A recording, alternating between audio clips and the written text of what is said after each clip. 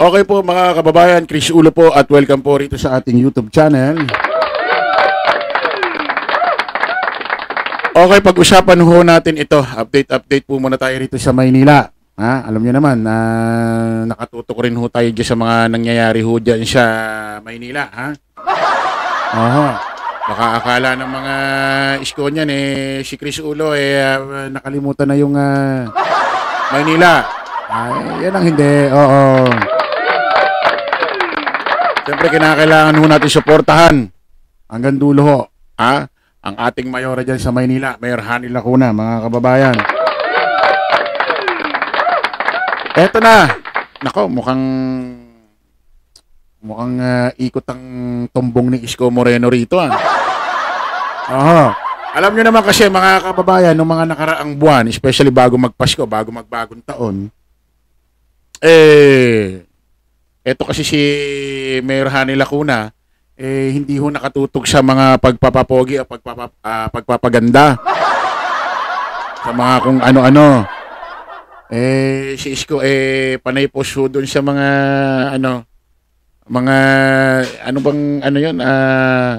unit yon. Oo, yung Pedro Hill na kondo na ginawa ng rento ni Mayor Hani Lacuna. Yung mga nakaraan bago magpasko, bago magbagong taon, mataas ho ang rating ni Isko Moreno over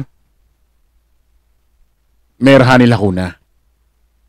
Ngayon ho, nagkakalinaw na, unti-unti na hong lumalabas ang mga katotohanan sa mga nagdaang administrasyon ho dyan sa Maynila. Marami na malamang na nalilinawan na mukhang ito talaga si Mayor Hani Lacuna ang may karapatan para magtuloy-tuloy ng paghawak dyan sa Maynila na matapos ang kanyang pangalawang termino, pangatlong termino. Kasi nga, sabi ko nga sa inyo mga kababayan, isipin nyo nung nagkakautangan sama-sama. Abay, nung nagkakabayaran na baklas-baklas na, tumawid na sa ibang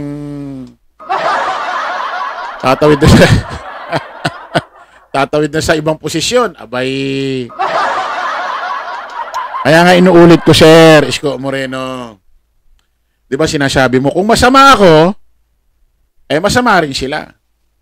Kasi nung inutang ko yan, kasama ko sila, pumirma rin sila. Tanong, sinabi mo nga ba na eto, uutang tayo para sa Maynila, para sa mga Manileño itong taon na to. Pero sa 2022, ang magbabayad yan hindi na ako kasi magtatakbo na ako ng pagka-presidente. Sinabi mo ba? Baka hindi mo naman sinabi. Kaya naglakas loob silang pumirma din at sumang-ayon doon sa kagustuhan mo. Baka akala nila, pati ni Mayor Hani Lacuna, sabay-sabay nyo pa rin niyang iaangat at babayaran at lalagpasan niyang inutang na yan. Ang nangyari, nung umutang, sama-sama kayo. Pero nung magkakabayaran na, nung 2022, wala ka na, tumalong ka na. Sino na nagbayad? Lacuna administration na. Sabi ko nga, kung ano man ang mga pinatayo mo dyan sa Maynila, Isko Moreno, credit din yan, hindi lang siya, yung credit din yan kay Mayor Hani Lacuna. Bakit? Vice President mo siya Kumbaga, nung ginagawa mo yan, nandun din siya, nakasuporta sa'yo. Kaya kung ano man mga pinatayo mo dyan, credit din sa kanya yan. Pero itong 2022, nung tumakbo ka ng pagka-presidente at naging mayor na siya na dyan sa Maynila, at nagbabayad na siya ng utang, na iniwan nyo, nakasama ka, na iniwan mo, natira si Mayor Hani Lacuna, at tinuloy yung mga proyekto mo, kanino credit yun? No, credit na lang sa kanya yun. Kasi nung nagbayad siya ng utang, administrasyon niya, wala ka na Siya na lang sino mas mahirap ang ginampanan?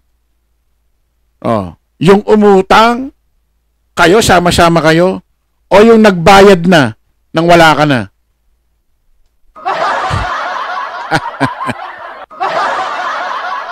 Nung administrasyon mo, nagpatayo ka ng mga proyekto. pero hindi ka nakapagbayad ng utang. Ito naman, nakapagpatayo na ng mga proyekto, na gumawa pa ng iba't ibang programa sa Maynila, habang nagbabayad pa ng utang, hindi pa iiwanan yung Maynila, hindi pa iiwanan yung mga taga-Manileño. Sino mas mabuti? Sino mas magaling? Yung nangutang, tapos nagpatayo ng proyekto pero umalis na, o yung nagbayad ng iniwan tapos nagpatayo rin ng proyekto tapos gumawa pa ng iba't ibang programa. Diba? Kasi si Mayor Hani Lacuna. Kaya hindi na lang ako magugulat, mga kababayan, kasi ang haba pa ng eleksyon eh. Haba pa ng eleksyon. Sabi nga ng mga kilala ko dyan eh, Crisulo, pag nakikita namin si Isko sa personal, eh sumihiyaw rin kami.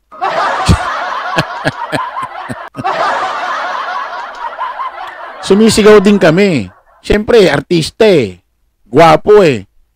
Oh, pero hindi ibig sabihin nun, sa Mayo ng 2025, siya boboto namin, nila tita, nila tito. Ibang usapan na yon. Sabi ko, sino boboto nyo? Inayaan ko sila magsalita, sino boboto nyo? Si ano kami, Mayora Hani Lacuna kami. Oh.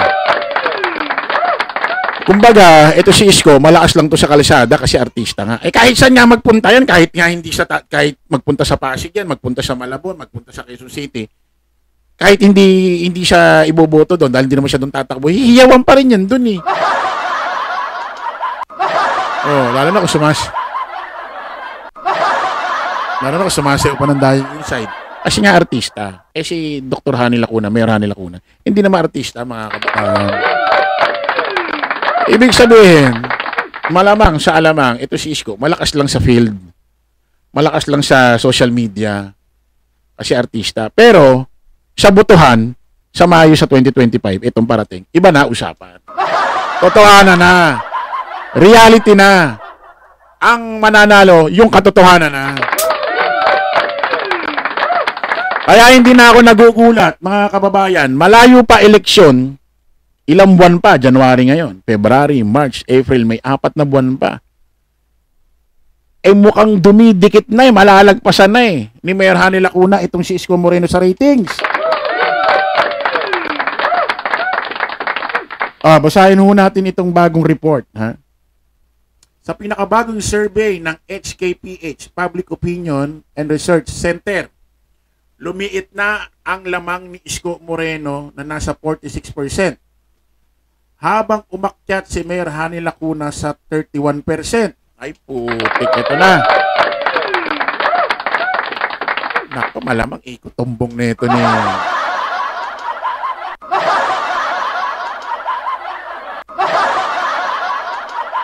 Malinaw na patuloy na naniniwala ang mga Manileño sa kanyang liderato na tapat at totoo sa kabilang mga paninirang ipinapakalat labang sa kanya. Dito magkakaalaman.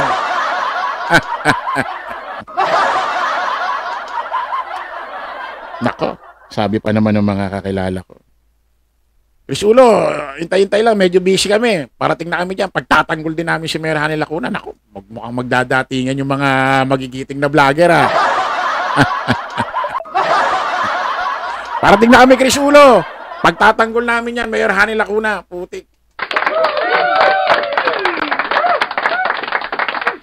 Basta kampi nila Digong, baksak yan.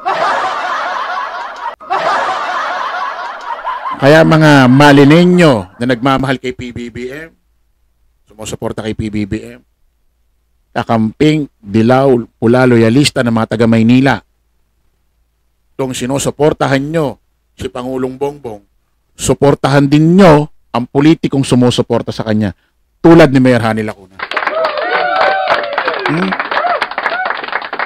Sabi nga ni Attorney Princess Abante, ito yung anak ni Congressman Benny Abante. Oy, mga taga District 6 ha. Kung Benny Abante ha, huwag nyo kalilimutan.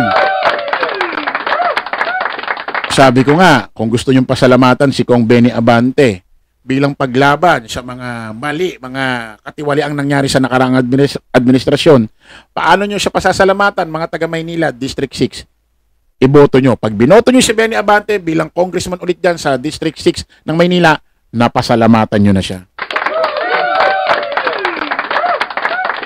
Sabi nga ni Atty. Princess Abante, Dumagso is habitable. His lead has shrunk and can continues to shrink. Naku po. At totoo ito, hindi maitatanggi ang lumalakas na suporta ng mga tao para sa isang mayor na tumutupad sa pangako at tunay na nasa serbisyo publiko na hindi kaiiwan sa oras ng iyong pangangailangan. Ha?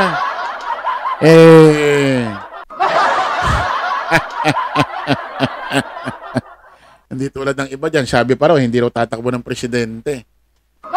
Pero tatalakayin natin sa susunod dyan, mga kababayan. Tama ito sinabi ni ni Atty. Princess, ni Ma'am Princess Abante, anak ni Kong Benny Abante.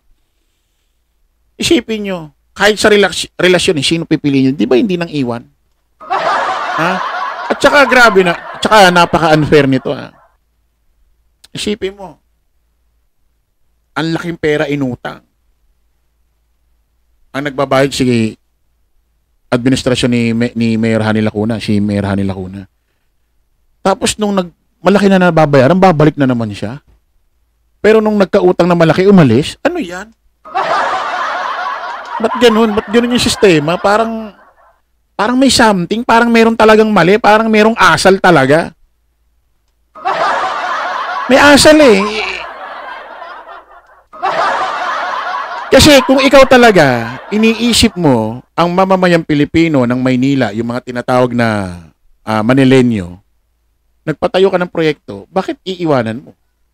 Lalo na especially ang laki ng naiwan ng utang na administrasyon mo. Hindi ba dapat tapusin mo yung mga proyekto nila hanggang sa matiran lahat-lahat? Hanggang sa linisan mo rin yung mga utang na iniwan. Kasi may second term may third term. Kaya nga sa Constitution, 3 termino ng mayor kasi masyado maigsi ang inyong termino. 3 years, 3 years, 3 years lang. Isipin mo, nag-mayor ka lang ng Maynila, pa-presidente ka na. Ano yun? Anong klaseng malasakit yun?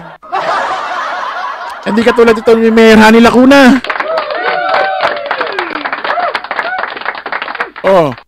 Nagbayad ng utang, nagpatayo ng iba't ibang proyekto, iba't ibang programa sa Maynila, pinatayo pa yung unang universidad dyan sa Tondo.